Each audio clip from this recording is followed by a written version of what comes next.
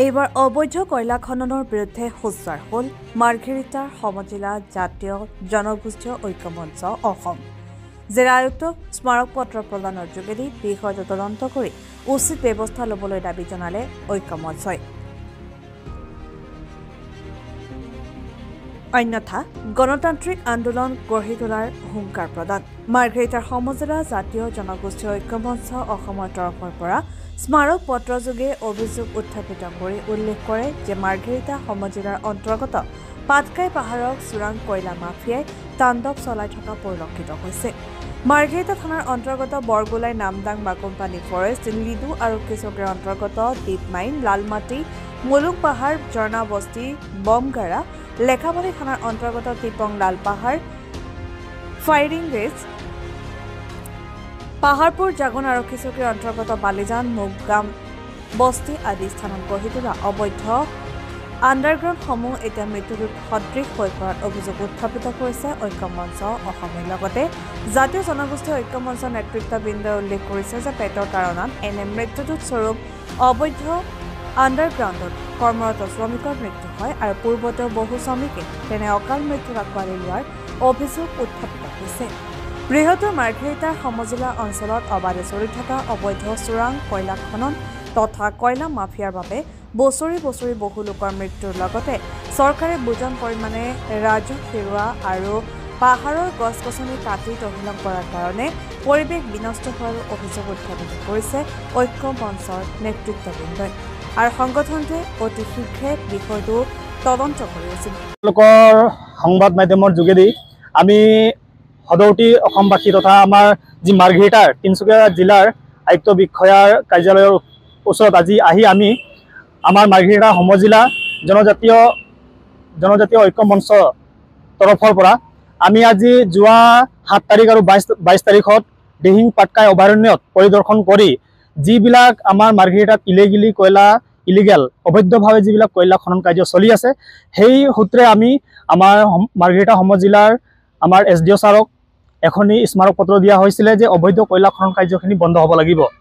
কিন্তু পৰিতাপৰ বিষয় আজি কেইবাটাও দিন উকলি গ'ল আৰু তাৰ সত্ত্বেও আজি পৰ্যন্ত আমি সেই ধৰণৰ একো প্ৰশাসনে পদক্ষেপ লোৱা দেখা নাপালোঁ। গতিকে আজি আমি উপায়ুক্ত কাৰ্যালয়ত আহিছোঁ আৰু আমাৰ DC ছাৰক আজি স্মাৰক পত্ৰ দিয়া হৈছে। DC ছাৰৰ যোগেদি আমাক ভাৰত চৰকাৰ, অসম চৰকাৰ তথা বনমন্ত্ৰী যিবিলাক বিষয় কৰ্তৃপক্ষ আছে তেওঁলোকৰ লৈও আমি স্মাৰক পত্ৰ প্ৰেৰণ কৰিছোঁ। অন্য আজি যিবিলাক স্মাৰক পত্ৰ আমি যিবিলাক প্ৰদান কৰিছোঁ সেইবিলাক যদিবা যথা সময়ত যি হিচাপত আমি 12টা যি জাতীয় দল সংগঠন আছোঁ, জাতীয় দল সংগঠন হৈ যিবিলাক দাবী আমি তাত উত্থাপন কৰিছোঁ সেই দাবী মতে যদিবা বিশেষ কৰি ঐক্যমঞ্চৰ তৰফৰ পৰা এটাই দাবী যে মাৰ্ঘেৰিটা দিহিং পাটকাইত যি অবৈধ কয়লা খনন কাৰ্য চলি আছে সেই কাৰ্য অতি শীঘ্ৰে বন্ধ হ'ব লাগিব। যদিবা বন্ধ নহয় তেতিয়াহ'লে 12টা দল সংগঠনে যিকোনো সময়ত যিবিলাক গণতান্ত্ৰিকভাৱে আমি আন্দোলন কৰিবলৈ বা যিকোনো কাৰ্যসূচী ল'বলৈ আমি বাধ্য হ'ম। এয়া আমি চৰকাৰক আহ্বান জনাব বিচাৰিছোঁ, আমাৰ প্ৰশাসনক আহ্বান জনাব বিচাৰিছোঁ যে অবৈধ যি কয়লা খনন কাৰ্য অতি শীঘ্ৰে বন্ধ হ'ব লাগিব। সন্মানীয় সাংবাদিক বন্ধুসকল, আমি আজি আপোনালোকক এটা বাৰ্তা দিব বিচাৰিছোঁ। মাৰ্ঘেৰিটা সমজিলা জাতি জনগোষ্ঠী ঐক্যমঞ্চ অসমৰ তৰফৰ পৰা আজি সন্মানীয় তিনিচুকীয়া জিলা আয়ুক্ত মহোদয়ক আমি স্মাৰক পত্ৰ এখন প্ৰদান কৰা হ'ল। বিশেষকৈ মাৰ্ঘেৰিটা দিহিং পাটকাই এই অন্তৰ্গত যি ধৰণৰ বিগত দিনবিলাকত অবৈধ কয়লা খনন চলি আছিলে সেই সন্দৰ্ভত আমি মাৰ্ঘেৰিটা সমজিলা জাতি জনগোষ্ঠী ঐক্যমঞ্চৰ এটা সজাতি দলে আমি পৰ্যবেক্ষণ কৰোঁ 7 তাৰিখ আৰু 22 তাৰিখে। তাৰ পাছত 16 তাৰিখে আমি মাৰ্ঘেৰিটা সমজিলা আয়ুক্ত মহোদয়ক এখন স্মাৰক পত্ৰ দিয়া হৈছিলে।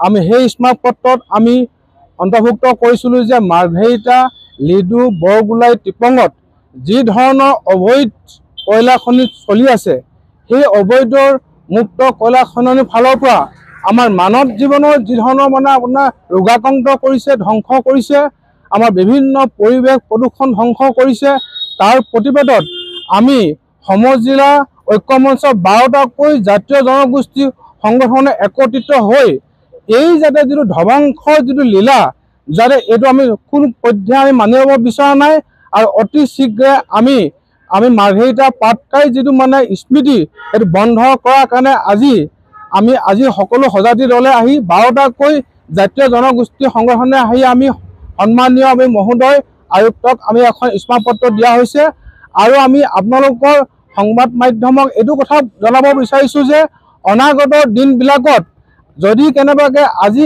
এই দিয়া স্মাৰকপত্ৰ দিয়াৰ পাছত যদি ৰাজ্য চৰকাৰখনে যদি কাৰ্যকৰী ব্যৱস্থা নলয় তেতিয়া আমি 12টাকৈ জাতীয় জনগোষ্ঠীয়ে যৌথভাৱে কাৰ্যসূচী গ্ৰহণ কৰি অতি সোনকালে এটা বিহিত ব্যৱস্থাটো কৰিম আৰু সকলো ৰাইজৰ লগত লৈ এই অবৈধ যিটো মুক্ত খননযোগ্য কয়লা বন্ধ কৰাৰ কাৰণে আমি কাৰ্যসূচী গ্ৰহণ কৰিম।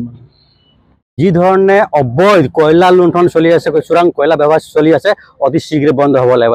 ইয়াৰ আঁৰত বিজেপি চৰকাৰ আমাৰ ভাস্কৰ শৰ্মা ডাঙৰীয়া ইয়াত নিশ্চয় জড়িত আছে। গতিকে ৰমৰমীয়া বেয়া চলি আছে, গোটেই নিশা উৰে নিশা নেশ্যনেল গাড়ী পাৰ হ'ব নোৱাৰে, আমাৰ নিজৰ গাড়ী পাৰ হ'ব নোৱাৰে, আনকি এম্বুলেঞ্চ গাড়ী পাৰ হ'ব নোৱাৰে। আমি অতি শীঘ্ৰে বন্ধ হ'বৰ কাৰণে দাবী জনাইছোঁ আৰু আমি প্ৰকৃতি ধ্বংস কৰিবলৈ কেতিয়া নিদিওঁ। আমি যৌথ মঞ্চৰ এইটোৱে হেৰি কৰিছোঁ, দাবী জনাইছোঁ যে অতি শীঘ্ৰে গছ গছনি যিটো নেকি ধ্বংসলীলা চলাইছে এই বন্ধ হ'ব লাগিব, অন্যথা আমি ৰাজপথত নামিবলৈ বাধ্য হ'ম।